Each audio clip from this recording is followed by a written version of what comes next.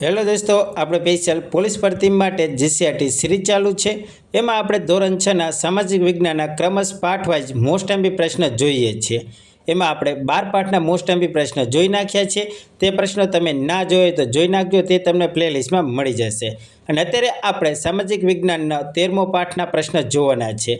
આ પાઠના પ્રશ્ન most MP 40 છે અને આ પાઠનું નામ છે ભારતનું ભૂપૃષ્ઠ, આબોહવા, વનસ્પતિ અને વન્યજીવ। દોસ્તો, આ પાઠના પ્રશ્નોમાંથી તમને લાસ્ટમાં એક સ્ટાર પ્રશ્ન પણ આપવામાં આવશે, તો લાસ્ટ સુધી બન્યા રહેજો। તો ચાલો દોસ્તો શરૂ કરીએ આજના પ્રશ્ન। અને હા દોસ્તો, હજુ સુધી જો તમે અમારી ચેનલ સાથે જોડાના નથી તો જોડાઈ જજો, કેમ કે આપણે વારાફરતી બધા જ પાઠ્યપુસ્તકના મોસ્ટ એમપી પ્રશ્નો જોવાના છીએ। તો અમારી ચેનલને સબસ્ક્રાઇબ જરૂર કરજો। તો ચાલો દોસ્તો શરૂ કરીએ આજના ધોરણ 6 સામાજિક વિજ્ઞાનના 13મા પાઠના મોસ્ટ એમપી 40 પ્રશ્નો। પ્રશ્ન 1, હિમાલયની દક્ષિણે કઈ નદીઓથી ઠાલવેલ કાંપથી બનાવેલ વિશાળ મેદાન આવેલું છે? તો દોસ્તોનો આન્સર આવશે ઓપ્શન ડી, ઉપરોક્ત તમામ। એટલે કે હિમાલયની દક્ષિણે ગંગા, સતલુજ, યમુના જેવી નદીઓથી ઠાલવેલ કાંપથી બનાવેલ વિશાળ મેદાન આવેલું છે। પ્રશ્ન 2, કયા જંગલો ખરાબ મોસમી જંગલોના નામે પણ ઓળખાય છે? તો દોસ્તોનો આન્સર આવશે ઓપ્શન એ, ઉષ્ણકટિબંધીય પાનખર જંગલો। ઉષ્ણકટિબંધીય પાનખર જંગલો ખરાબ મોસમી જંગલો નામે પણ ઓળખાય છે। પ્રશ્ન 3, કઈ ઋતુ લોકોના આરોગ્ય પર વિપરીત અસર પાડે છે? તો દોસ્તોનો આન્સર આવશે ઓપ્શન ડી, પાછા ફરતા મોસમી પવનોની ઋતુ। દોસ્તો, પાછા ફરતા મોસમી પવનોની ઋતુ લોકોના આરોગ્ય પર વિપરીત અસર પાડે છે। પ્રશ્ન 4, ભારતમાં સીમા રક્ષકનું કાર્ય પણ કરે છે? તો દોસ્તોનો આન્સર આવશે ઓપ્શન એ, હિમાલયની પર્વતમાળા। દોસ્તો, હિમાલયની પર્વતમાળા ભારતમાં સીમા રક્ષકનું પણ કાર્ય કરે છે। પ્રશ્ન 5, કયા ક્ષેત્રમાં પાલતુ પશુઓને ચરાવવા પર સંપૂર્ણ પ્રતિબંધ હોય છે? તો દોસ્તોનો આન્સર આવશે ઓપ્શન બી, રાષ્ટ્રીય ઉદ્યાનમાં। દોસ્તો, રાષ્ટ્રીય ઉદ્યાનમાં પાલતુ પશુઓને ચરાવવા પર સંપૂર્ણપણે પ્રતિબંધ હોય છે। પ્રશ્ન 6, કયા ક્ષેત્રમાં પાલતુ પશુઓને મંજૂરી બાદ ચરાવવાની છૂટ મળે છે? તો દોસ્તોનો આન્સર આવશે ઓપ્શન એ, અભયારણ્યમાં। દોસ્તો, અભયારણ્યમાં પાલતુ પશુઓને મંજૂરી બાદ ચરાવવાની છૂટ મળે છે। પ્રશ્ન 7, કયા ક્ષેત્રમાં તમામ બહારની માનવી પ્રવૃત્તિઓ પર સંપૂર્ણપણે પ્રતિબંધ હોય છે? તો દોસ્તોનો આન્સર આવશે ઓપ્શન સી, જૈવ આરક્ષિત ક્ષેત્રમાં। દોસ્તો, જૈવ આરક્ષિત ક્ષેત્રમાં તમામ બહારની માનવી પ્રવૃત્તિઓ પર સંપૂર્ણપણે પ્રતિબંધ હોય છે। પ્રશ્ન 8, કયા મહિનાથી વહેલી સવારે ઠંડીનો અનુભવની શરૂઆત થાય છે? તો દોસ્તોનો આન્સર આવશે ઓપ્શન બી, નવેમ્બરના। દોસ્તો, નવેમ્બર મહિનાની વહેલી સવારે ઠંડીનો અનુભવની શરૂઆત થાય છે। પ્રશ્ન 9, જંગલોના મુખ્ય કેટલા પ્રકાર છે? તો દોસ્તોનો આન્સર આવશે ઓપ્શન ડી, 5। જંગલોના મુખ્ય 5 પ્રકાર છે। પ્રશ્ન 10, કયા જંગલોમાં સૂર્યના કિરણો જમીન સુધી પહોંચી શકતા નથી? તો દોસ્તોનો આન્સર આવશે ઓપ્શન બી, ઉષ્ણકટિબંધીય વરસાદી જંગલોમાં। ઉષ્ણકટિબંધીય વરસાદી જંગલોમાં સૂર્યના કિરણો જમીન સુધી પહોંચી શકતા નથી।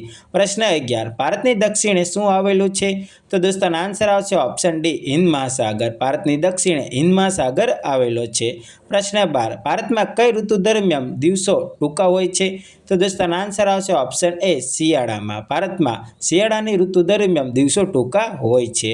પ્રશ્ન 13, ચીડ, દેવદાર વગેરે વૃક્ષો કયા પ્રકારના જંગલોમાં થાય છે? અને આન્સર આવશે ઓપ્શન ડી, પર્વતીય જંગલોમાં। ચીડ, દેવદાર વગેરે વૃક્ષો પર્વતીય જંગલોમાં જોવા મળે છે। પ્રશ્ન 14, ઘુડખર ગુજરાતના કયા જિલ્લામાં જોવા મળે છે? તો દોસ્તોનો આન્સર આવશે ઓપ્શન ડી, ઉપરોક્ત તમામમાં। એટલે કે ઘુડખર ગુજરાતના કચ્છ, સુરેન્દ્રનગર, પાટણ જિલ્લામાં જોવા મળે છે। પ્રશ્ન 15, એકશિંગી ગેંડા કઈ જગ્યાએ જોવા મળે છે? તો દોસ્તોનો આન્સર આવશે ઓપ્શન એ, અસમ રાજ્યમાં। દોસ્તો, એકશિંગી ગેંડા અસમ રાજ્યમાં જોવા મળે છે। પ્રશ્ન 16, કઈ ઋતુ દરમિયાન આકાશમાં વાદળો વિનાનું સ્વસ્થ જોવા મળે છે? એટલે કે આકાશ। તો દોસ્તોનો આન્સર આવશે ઓપ્શન ડી, પાછા ફરતા મોસમી પવનોની ઋતુમાં। દોસ્તો, પાછા ફરતા મોસમી પવનની ઋતુમાં આકાશમાં વાદળો વિનાનું જોવા મળે છે। પ્રશ્ન 17, મેંગ્રુવ જંગલો કઈ જગ્યાએ આવેલા છે?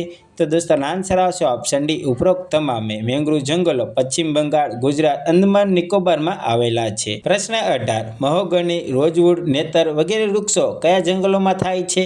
તો દોસ્તોનો આન્સર આવશે ઓપ્શન બી, ઉષ્ણકટિબંધીય વરસાદી જંગલોમાં। મહોગની, રોઝવુડ, નેતર વગેરે વૃક્ષો ઉષ્ણકટિબંધીય વરસાદી જંગલોમાં થાય છે। પ્રશ્ન 19, દુનિયાની સૌથી પ્રાચીન પર્વતમાળા કઈ છે? તો દોસ્તોનો આન્સર આવશે ઓપ્શન બી, અરવલ્લીની પર્વતમાળા। દુનિયાની સૌથી પ્રાચીન પર્વતમાળા અરવલ્લીની પર્વતમાળા છે। પ્રશ્ન 20, ગુજરાતમાં વરસાદની શરૂઆત કયા મહિનામાં થાય છે? તો દોસ્તો આન્સર આવશે ઓપ્શન ડી, જૂન મહિનામાં. ગુજરાતમાં વરસાદની શરૂઆત જૂન મહિનામાં થાય છે. પ્રશ્ન 21. સાગ, સાલ, મહુડો, વાંસ, લીમડો વગેરે વૃક્ષો કયા પ્રકારના જંગલોમાં જોવા મળે છે? તો દોસ્તો આન્સર આવશે ઓપ્શન એ, ઉષ્ણકટિબંધીય પાનખર જંગલોમાં. સાગ, સાલ, મહુડો, વાંસ, લીમડો વગેરે ઉષ્ણકટિબંધીય પાનખર જંગલોમાં જોવા મળે છે. પ્રશ્ન 22. પાછા ફરતા મોસમી પવનોની ઋતુમાં કયા રાજ્યમાં વરસાદ પડે છે? તો દોસ્તો આન્સર આવશે ઓપ્શન ડી, 2 અને 3 એટલે કે બી અને સીમાં. પાછા ફરતા મોસમી પવનોની ઋતુમાં તમિલનાડુ અને આંધ્રપ્રદેશ રાજ્યમાં વરસાદ પડે છે. પ્રશ્ન 23. ભારત નાગપુરમાં અરુણાચલથી પશ્ચિમમાં ગુજરાતના કચ્છ સુધી કેટલા કિલોમીટરમાં ફેલાયેલો છે?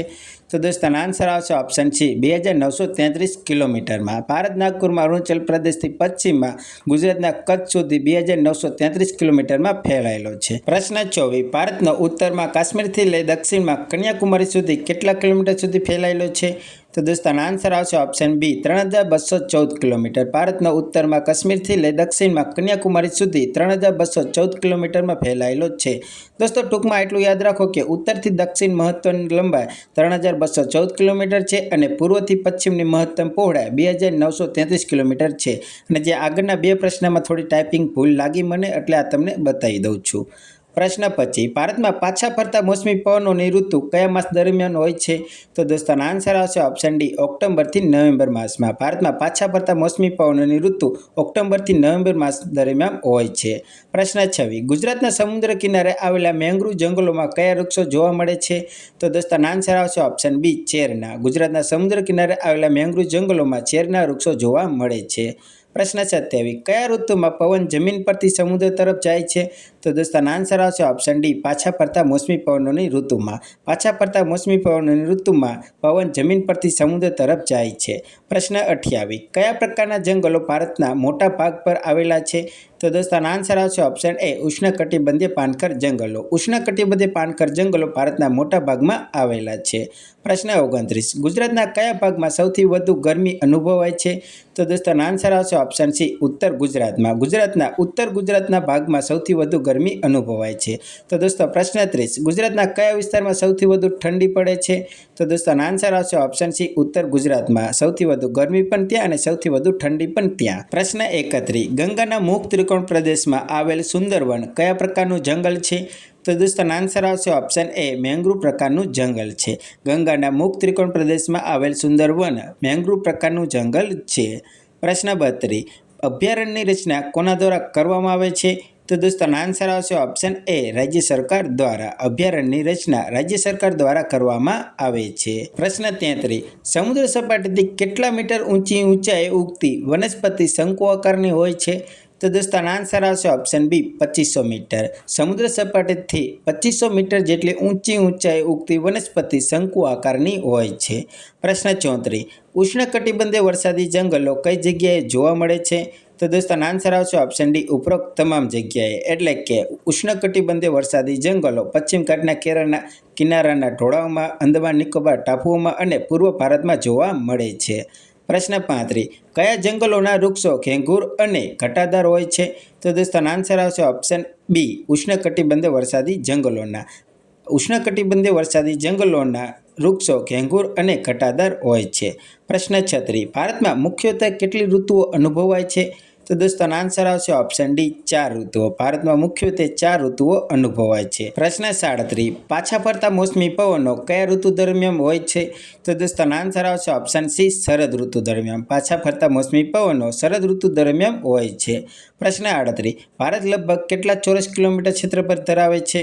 તો દોસ્તો આન્સર આવશે ઓપ્શન સી, 32.8 ચોરસ કિલોમીટર. ભારત લગભગ 32.8 ચોરસ કિલોમીટર જેટલું ક્ષેત્રફળ ધરાવે છે. પ્રશ્ન 39. કઈ નદીઓના કાંપથી સુંદરવન નામના મુખ ત્રિકોણ પ્રદેશની રચના થઈ છે? તો દોસ્તો આન્સર આવશે ઓપ્શન બી, ગંગા અને બ્રહ્મપુત્ર નદીઓથી. એટલે કે ગંગા અને બ્રહ્મપુત્ર નદીના કાંપથી સુંદરવન નામના મુખ ત્રિકોણ પ્રદેશની રચના થઈ છે. પ્રશ્ન 40. ભારતમાં કઈ દિશામાંથી વાતા પવનો વરસાદ લાવે છે? તો દોસ્તો આન્સર આવશે ઓપ્શન ડી, 1 અને 2 બંને. એટલે કે એ અને બી. દોસ્તો ભારતમાં દક્ષિણ પશ્ચિમ અને નૈઋત્ય દિશામાંથી વાતા પવનો વરસાદ લાવે છે. દોસ્તો આપણે અહીંયા 13મા પાઠના મોસ્ટ આઈમ્પી 40 પ્રશ્નો પૂરા કરીએ છીએ અને આ 40 પ્રશ્નોમાંથી હવે તમને એક સ્ટાર પ્રશ્ન આપવામાં આવશે. સ્ટાર પ્રશ્ન જવાબ તમારે જાતે કે કમેન્ટમાં જણાવવાનો રહેશે. તો સ્ટાર પ્રશ્ન છે, નીચેનામાંથી અયોગ્ય વિધાનો જણાવો. તો દોસ્તો પ્રશ્ન છે અયોગ્ય વિધાન જણાવવાનું છે તમારે. તો વિધાન 3 આપ્યા છે. 3 વિધાન જોઈએ કે પહેલું વિધાન ગુજરાત રાજ્યમાં મેંગ્રુવ જંગલો આવેલા છે.